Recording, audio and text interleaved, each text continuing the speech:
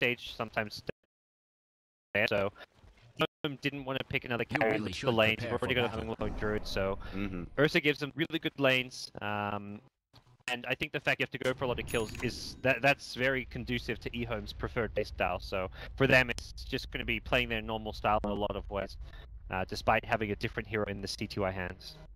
But that said, away we go, folks. Game number 1 of the MDL LAN Grand Final matchup right now. EHOME going against the Evil Jesus right here.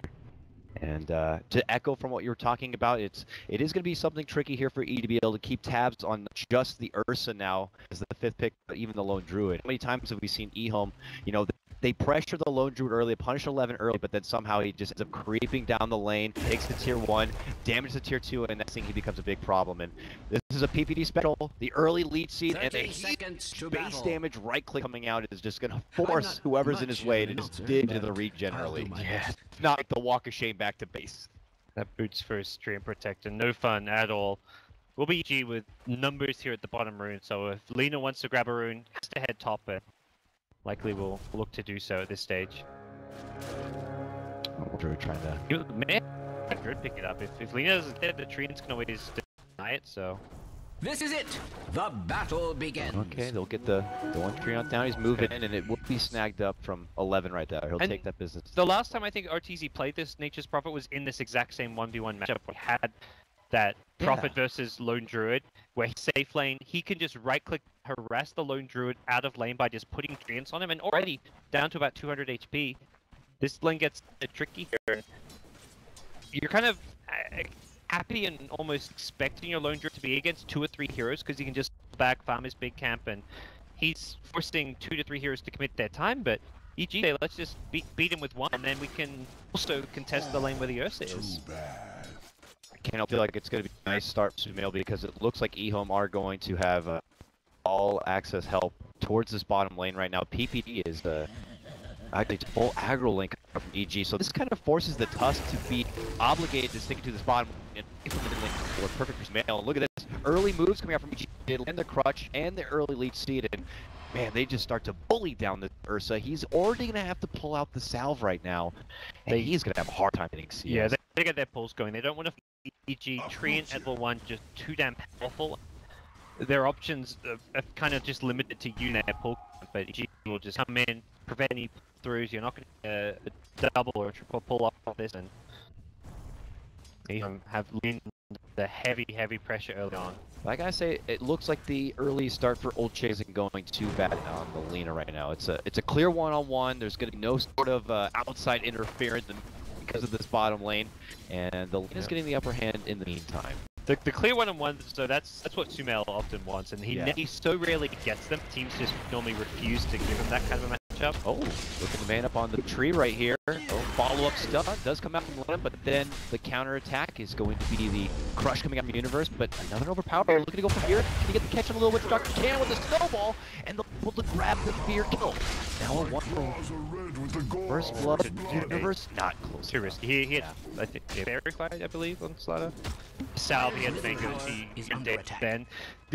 All they needed for EHOME there, the key thing is they got level 2, and that Earth Shock from Ursa has such a short cooldown that he can just spam it and continue.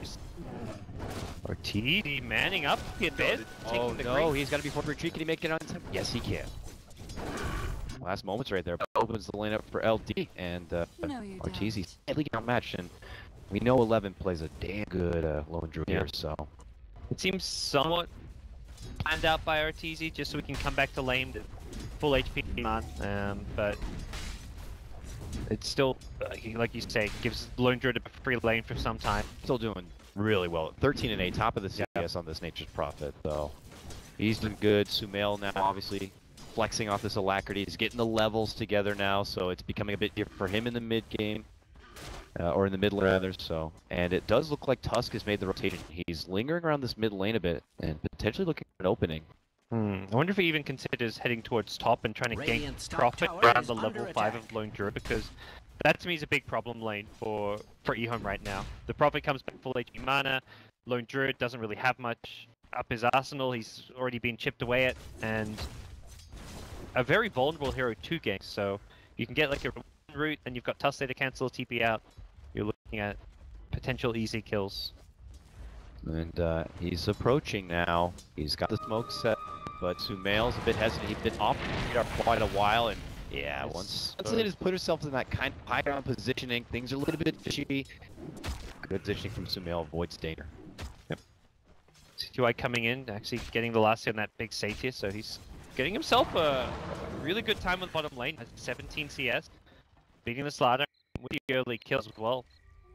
Was that actually turned into a very successful lane for EHOME despite thinking shaky early on. Do EG need to consider any sort of change now that they continue to keep the Witch Doctor and PPD continues to stay there a bit? And Undetected is this test.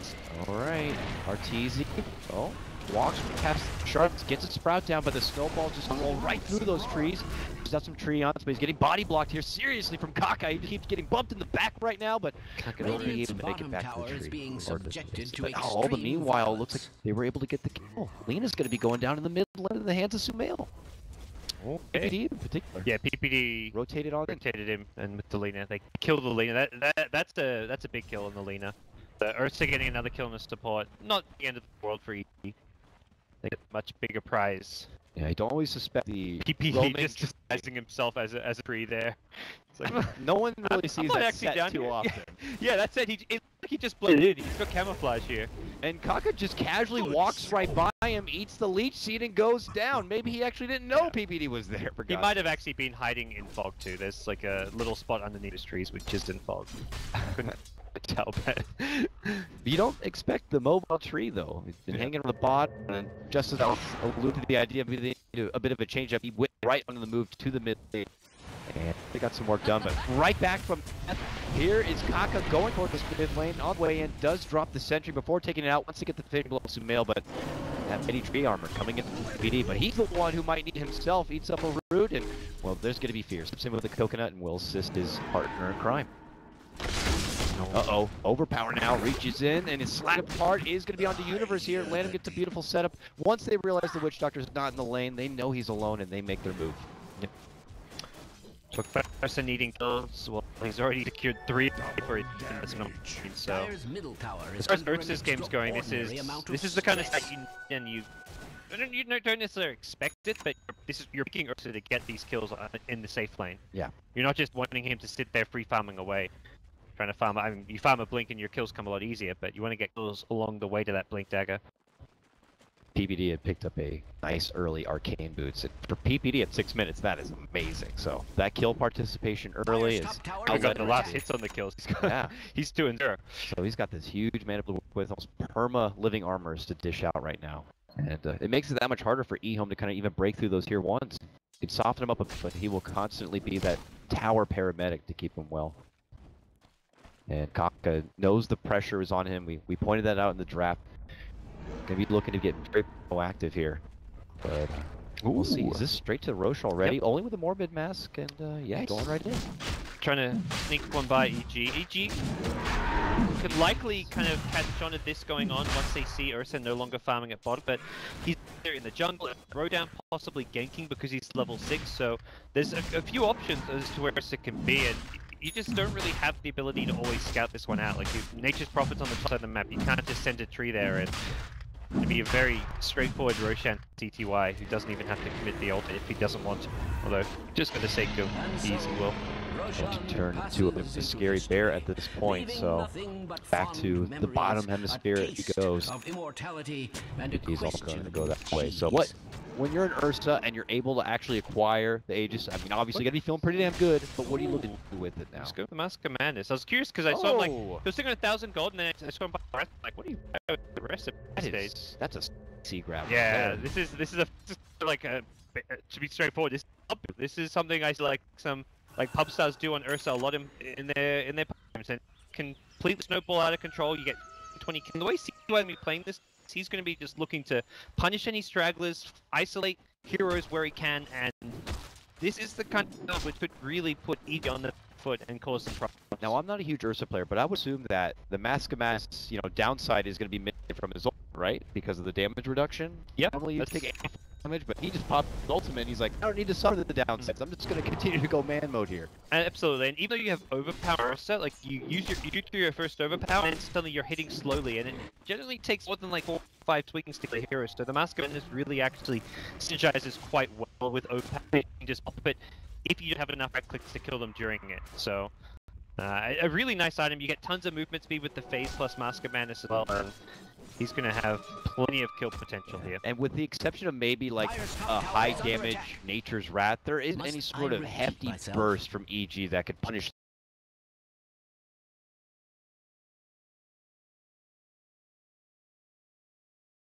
He's quick on the finger with the ghost, but it doesn't matter. They got the vision, they drop the Laguna. They're going to get the response from Fear with the disappointed but old chicken.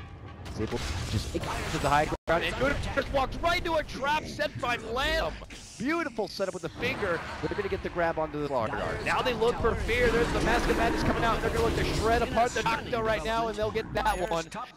Go on a slaughter here in the 9-minute mark, taking 3 from EG. Yeah, that was such good bait onto the high ground from Lee and Lion.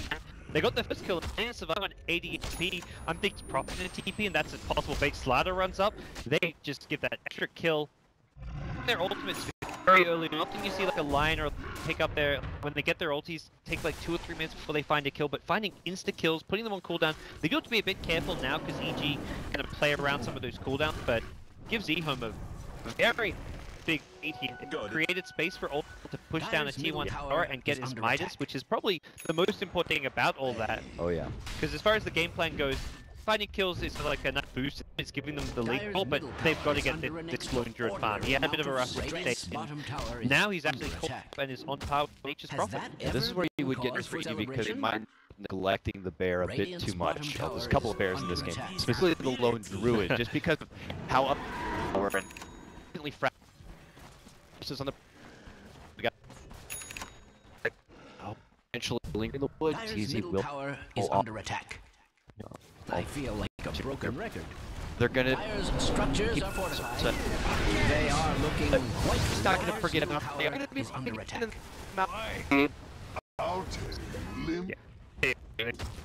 Was often going to be alone while the rest of the EHOME team playing aggressively for kills. The Lone Druid farming in the passive places, either in his safe lane, in his jungle, and he's not going to have good protection. And he's alone, usually, yeah, far from home, far from his friends. So. One of the better kills to go for. That does mean that they will be able to add pressure to the mid lane. Well, nice attempt there from Sumail, but it will be a swing and a miss on the Sunstrike. But EHOME will be able to secure that tier 1. But look at this, Kaka intercept, tries to catch Fear away. It's not going to be there, but he gets stunned up. The crush is going to be there. The amp damage is going to add all the extra deeps, and EG will be able to get the onto Kaka.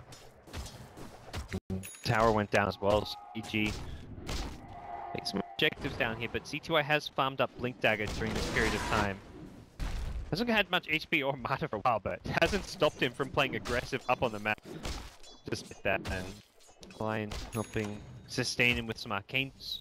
Pretty down for a Lion who has mana drain. Yeah, it's very team oriented, and this is something I actually Lion's done it quite a bit with his line, but almost no other Lion player does it. Most Lions will go Brown Boots Blink or Tranquil's Blink with like a magic stick or a magic wand.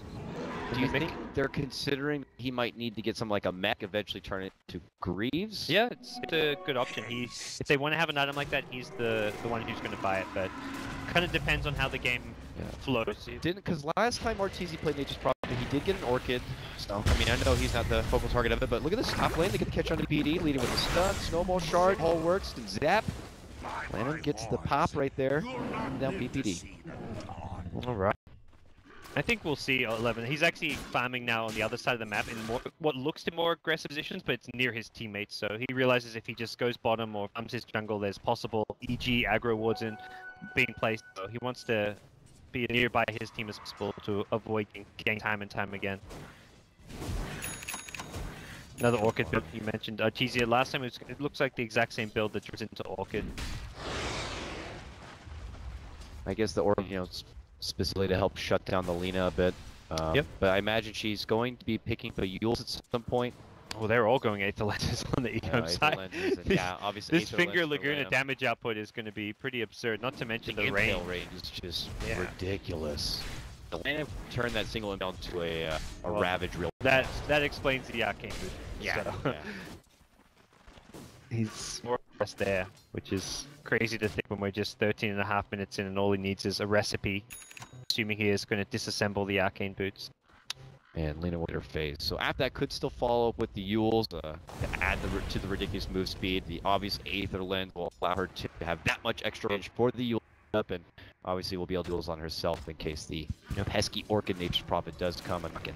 One of the first times in a bit of the rare build coming out from with the Aether Lens rush going for a Yules or any items before it, but really an item which just pays for itself always. The kill potential goes up because of the extra boost in damage, the extra range in your spells, so nice to see some kind of different players going for their different kind of own builds on these heroes. Smoke coming out now. They're looking to make their move for Lanham here at the bottom lane. He has a ward, but he's not going to see this.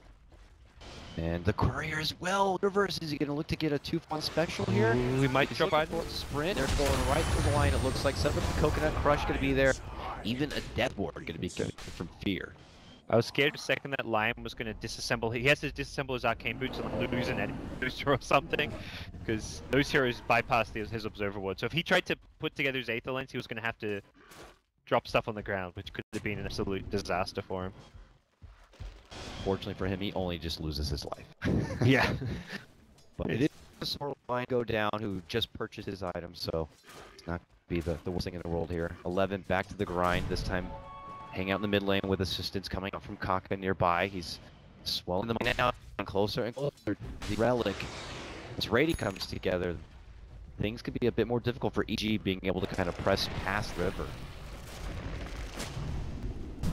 Look at the D-Ward here. Oh, both teams see each other. Everyone knows what's going on at this point. They're going to get the quick off D-Ward and take out the sentry, it looks like. So it's only going to be EHOME left with the one set here. High tension. And relatively quick road respawn. Already back up. And that's something EHOME will be eyeing on next ages. But Universe has the dagger, so there's a lot of potential out of this EG side. Universe with the Blink Initiation, then you've got global prep from Invoker as Nature's Prophet, having Gunstrike, having Wrath of Nature. You've always got to be very careful on the EHOME side. And Ursa is already in the pit. He sees a couple heroes on the top side of the map. He's feeling confident about this. Yeah. Although they don't actually see PPD. He's up here in base. Okay, now they... Oh, pops the overgrowth here. And he looks to walk off trouble. Doesn't seem like they have the protections. He's going to be middle tower okay. is under attack.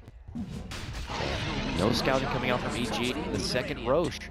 Once again, going to be picked up here from EHOME, specifically CTY, to grab the Aegis, and they will take this momentum to the bottom lane and look to make a go for the tier 1. And as you can see, Pete continues to try to heal them all up, so EHOME continuously need to start from scratch when they make these pushes.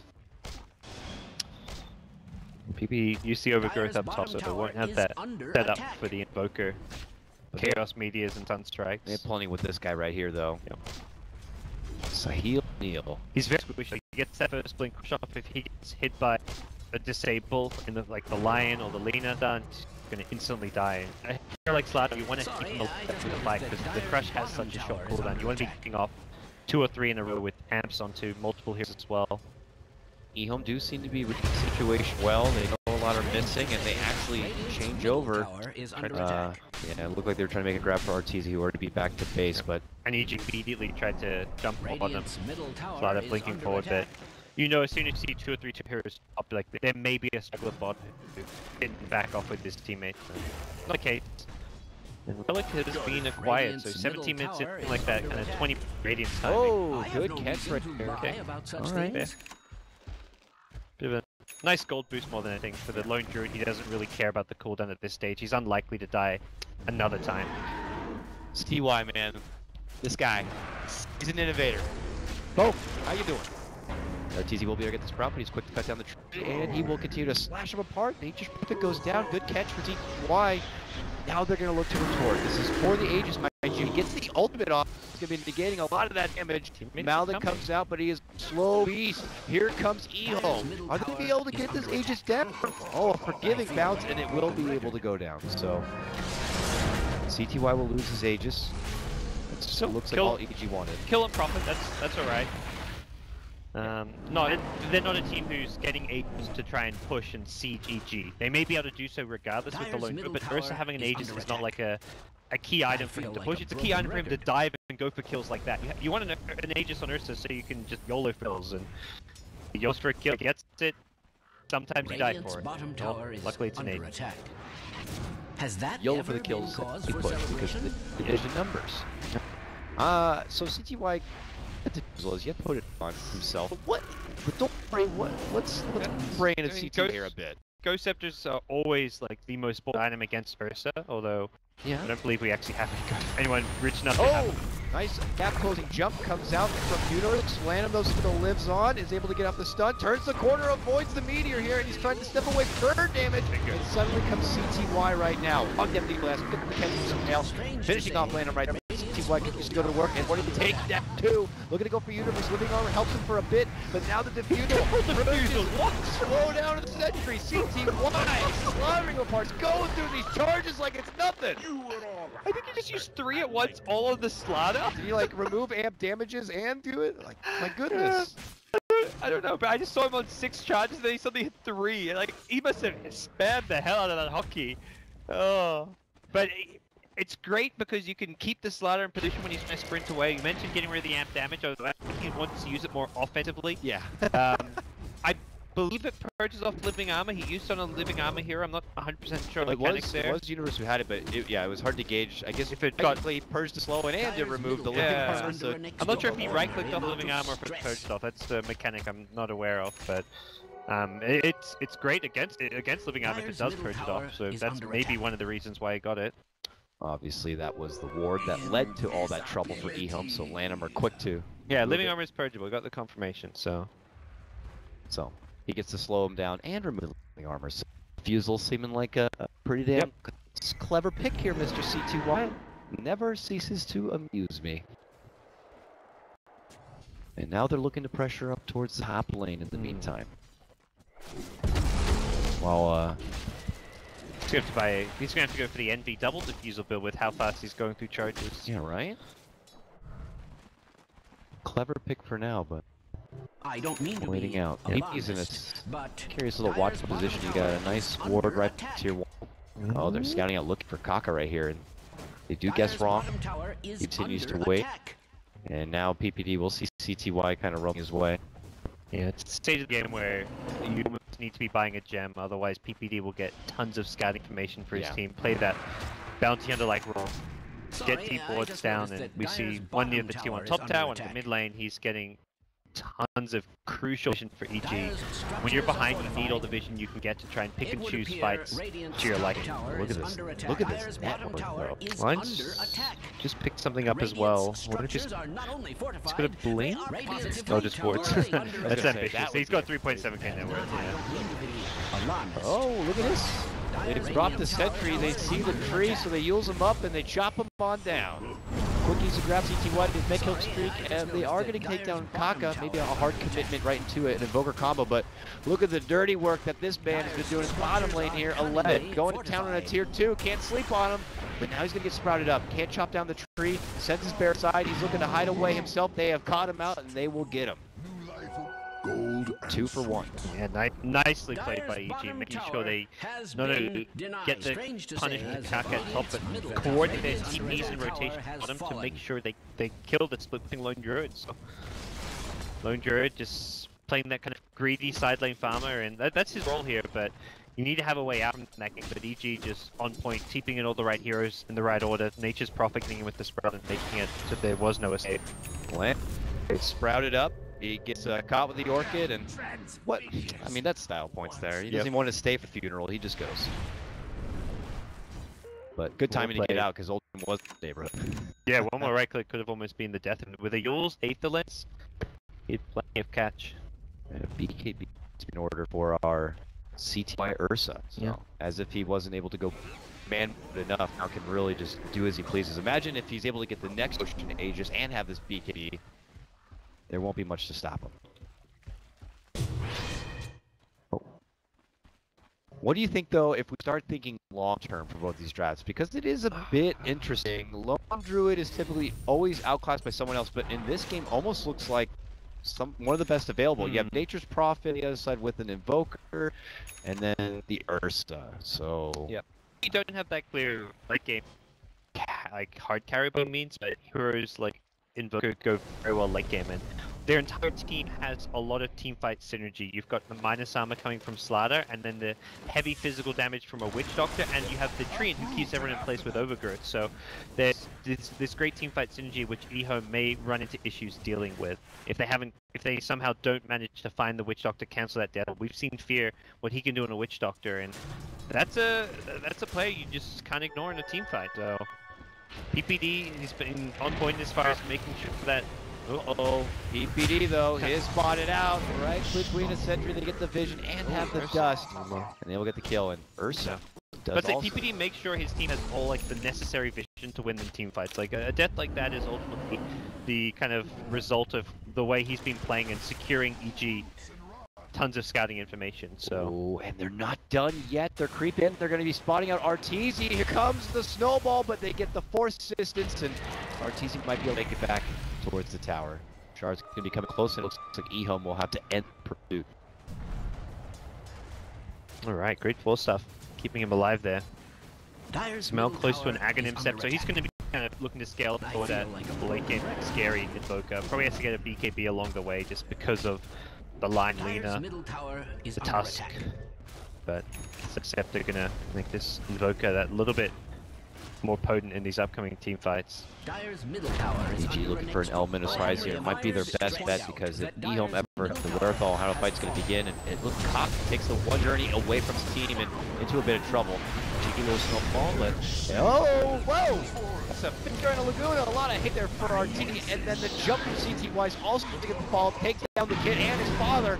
Now they look for Sumail. They're going to be able to get the catch, does the LSA and the finish. Suddenly it went from 0 to 60, and EHOME take lives of 3, and now go into the high ground. No buyback on 2 of those 3 dead. Only the Nature's Prophet who can, and it's really the Invoker that you need a buyback onto this situation.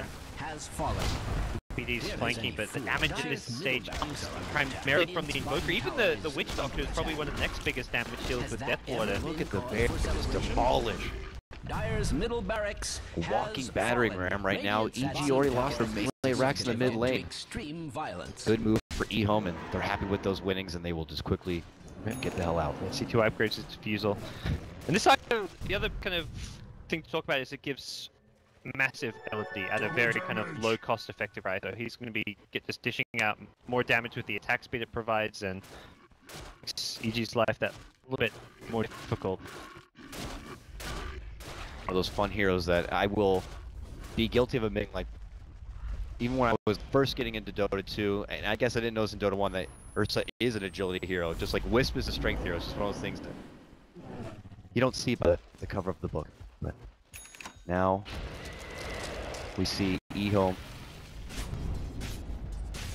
waiting out, I'm sure, for the next Roshan Aegis opportunity. Oh man, it just seems like every chance PPD, they have the sentries at the ready, and it looks bad, but the idea from PPD, he has to keep doing this, so EHOME just start to read very well his movements. And they're investing a lot into these sentry boards, and I don't think you can even attribute this mission to PPD getting caught out. This was always going to be a near impossible roach to contest, much like the last 2.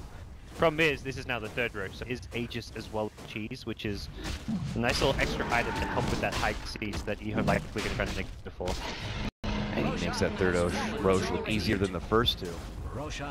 Takes it down, they got the extra life, and yeah, you make a good point. I mean, the nice factor with getting this kind of PPD tree where he goes very roam and bringing all that intel for the teams usually can starve the supports who have to hit all sentry. Doesn't be costing EHOME a lot. And now, looking to make chase here for Arteezy. He will have to double back. And they're hungry for a $300 purse, but they're not going to get it. Quick pullback from 11 as he gets back into the grind to farm, but uh-oh, a retort. Land him. Yep, they get the catch. Good response here from EHOME, and just as CTY shows up, he eats a deafening blast. So he'll have to stay back. He would have did that. Can't blink with the Forward Spirit Stone now as well. So nice little pick off. EHOME lose a line, wants to back off. It does eat away at that Aegis duration that they want to be pushing during. Yeah, you really do have him on hand, because if Fear is able to get off that big death ward, a couple of options on stopping him, but sure, an 8th lens line probably one of the better options. So Want to make sure they have all lockdown and disable at the ready. He started really strong on the line. He had 8th lines at an amazing time, but since then it's been a bit slower, and he's been on the receiving end of a couple of...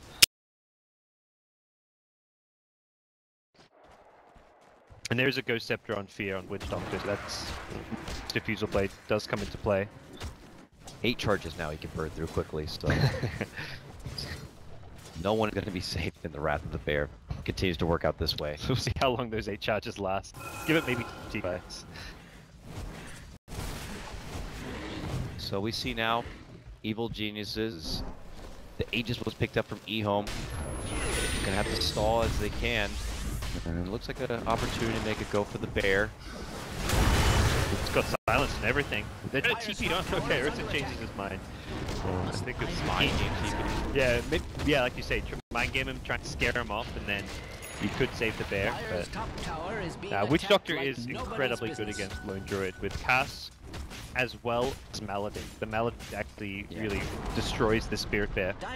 So, very good hero to have, and that's why EG prioritized that in the first stage of this game. You can kind of see it there. Ultimately, I think each spent almost too much emphasis on countering the Lone Druid with their picks. They picked up a lot of heroes that can help kill the Spirit Bear. Invoker was going to be a pick regardless, but kind of it feels like every hero they've picked up in some way has been to help kill off the Spirit Bear. The Slider, the Amp plus Crush, Protector, you've got Overgrowth mix as well, so the Ursa is turning to be the biggest problem, more so than the Lone Druid at this game, even though Lone Druid's very fast. It didn't seem like EG were able to get as much out of that aggro lane as they probably liked, being able to bully the Ursa and prevent him from being a problem. Eventually they did find some kill opportunities in the bottom lane, and the Ursa got that quick first Roche, and the kills started coming in. And even the way EG was laning it was slightly designed to help counter and punch the Lone Druid, but here we are, 30 minutes in, and home. Controlling the fish when they start in mid lane. How about the high ground defense here from EG and what they can really do about it? Oh, CTY looking to make a go for Arteezy, but he doesn't have a way to get through the Sprout. So, it's a clean getaway for him. But look at the slow siege coming up from 11. Just, get in there, Bear! By the way, Ursa Eggs, that's a fun one. Kind of becomes like add-on ultimate where you can use while you're stunned to get out of the stuns.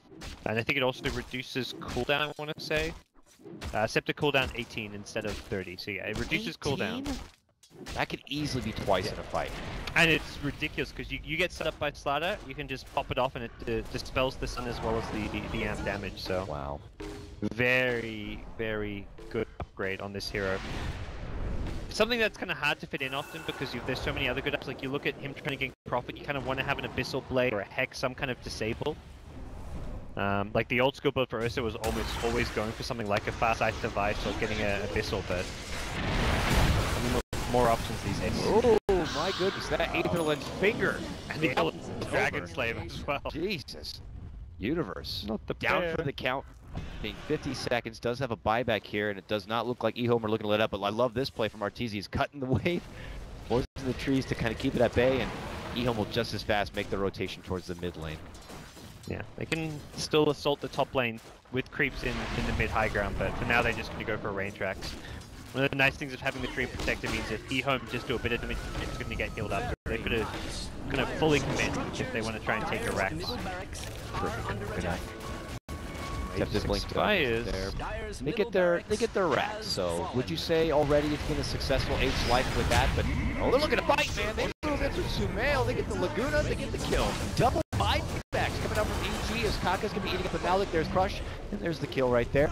They get the 1 kill response, but they'll need to be getting a lot more to justify these double buybacks. They'd already lost their mid lane racks, and a simple tough kill I don't think is going to be enough. Ursa's really looking to turn this one if they chase really far. Repositioning, Tornado's going to be off mark. Now they're going to get the heals here for Beautiful. Being able to pop aside from the damage right now. It's a bit of the living aura and is able to make it away.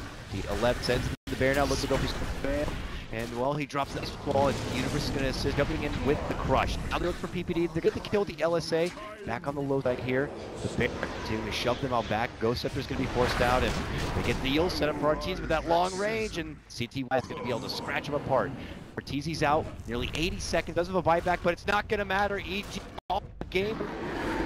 Gonna be going to TY show, and that's